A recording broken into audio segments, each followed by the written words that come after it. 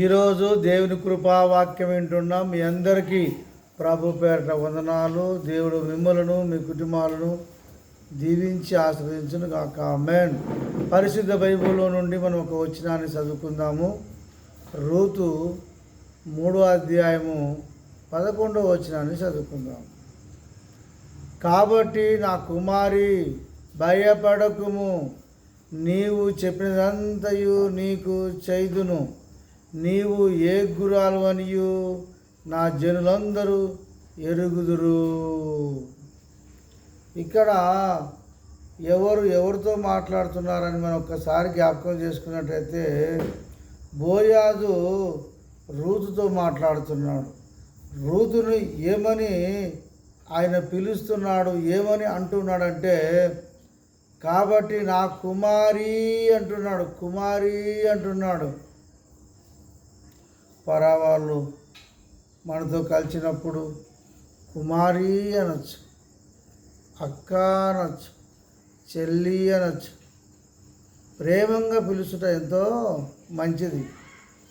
బోయాజు మాత్రము నా కుమారి అని వరుస ఉన్నప్పటికీ కానీ నా కుమారి అని మంచి పలుకు బోయాజు పలికినట్టు మనము చూస్తున్నాం. ఒకటి నా కుమారి అంటున్నాడు. రెండోది మనం జ్ఞాపకం చేసుకున్నట్టయితే భయపడకుము. భర్త లేడు అని నువ్వు భయపడకుము.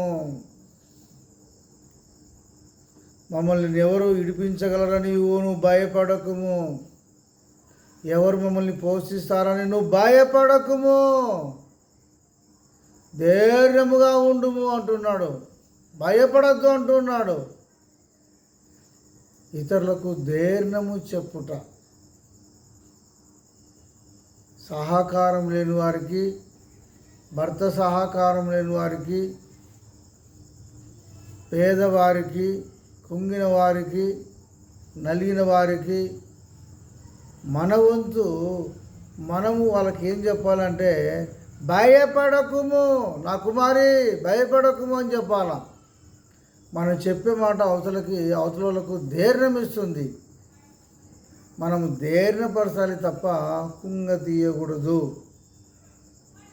బోయాజు మాత్రము రూతమును భయపడకుము అంటున్నాడు, నా కుమారి అంటున్నాడు. మంచి మాట చెబుతూ ఉన్నాడు. అక్కడ మరొక మాట మనం జ్ఞాపకం చేసుకున్నట్టయితే నువ్వు చెప్పినదంతయు నీకు చేయుదును. అయితే మనము తొందర పడకూడదు. నువ్వు చెప్పినదంతయు నేను చేయగలను, చేయుదును. తొందర పడకూడదు. చాలామంది తొందర ప్రతి విషయంలో తొందరపడుతుంటారు. ముందు ప్రేమ కలిగి ఉండాలా, ముందు ప్రేమించాలా, ఆ తర్వాత వివాహం చేసుకోవాలా. తొందరపడొద్దు. 10 మందికి ఒప్పించి, 10 మందితో మాట్లాడి, సాక్ష్యం పెట్టుకొని, శభాష్ అనిపించుకొని, అందరికి మెప్పుదలైతే, అందరికి ఇష్టమైతే అప్పుడు ముందుకు కొనసాగడం ఎంతో మంచిది. అందుకే బోయాజు రూతముతో 3వ మాట అంటున్నాడు. ఏమంటాడు తెలుసా? నీవు చెప్పినదంతయు నీకు చేయుదును. మరొక మాట ఏమంటాడు తెలుసా? నీవు యోగ్యురాలు అని నా జనులందరూ ఎరుగుదురు. నువ్వు యోగ్యురాలుగా ఉండాలా, అపవిత్రతనిగాను ఉండకూడదు, యోగ్యురాలుగాను ఉండాలా అని చెప్పేసి ఆయన అంటూ ఉన్నాడు. ఏమంటాడు తెలుసా? నీవు యోగ్యురాలు అని నా జనులందరూ ఎరుగుదురు. నువ్వు యోగ్యురాలు అన్న జనులందరూ ఎరుగుదురు. నీ యోగ్యతను పోగొట్టుకోవద్దు, నీ నీతిని పోగొట్టుకోవద్దు, నీ పరిశుద్ధతను పోగొట్టుకోవద్దు, నీ భక్తిని పోగొట్టుకోవద్దు. నీ యోగ్యురాలు అని నా జనులందరూ తెలుసుకోవాలంటే నువ్వు నా మాట విను అంటున్నాడు. అది ఎంతో మంచిదండి. మనం మొదటి మాట జ్ఞాపకం చేసుకుంటే కాబట్టి నా కుమారి అన్నాడు.